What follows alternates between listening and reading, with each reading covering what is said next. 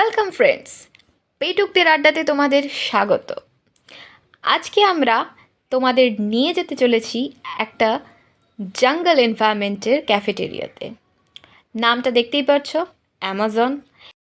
Sodepur traffic মোড় থেকে মধ্যমগ্রাম যাওয়ার পথে ডান হাতে 2 মিনিট হাঁটলেই অসীমা টেলার্সের গলিতে তোমরা পেয়ে যাবে এই ছোট্ট ক্যাফেটি।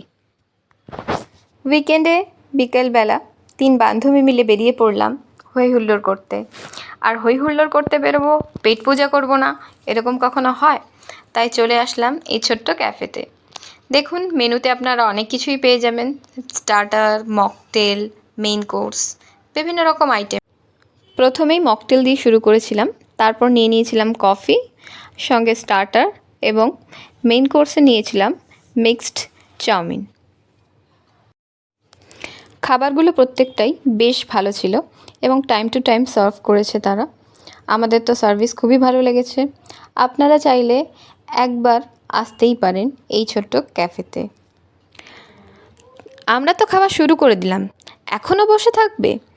এই উইকেন্ডে চটজলদি বেরিয়ে পড়ো নিজেদের বন্ধুবান্ধব অথবা কাছের মানুষকে নিয়ে। এই ছোট্ট ক্যাফেটেরিয়াতে একবার অন্তত ঘুরে দেখো, আশা করছি তোমাদেরও ভালো লাগবে।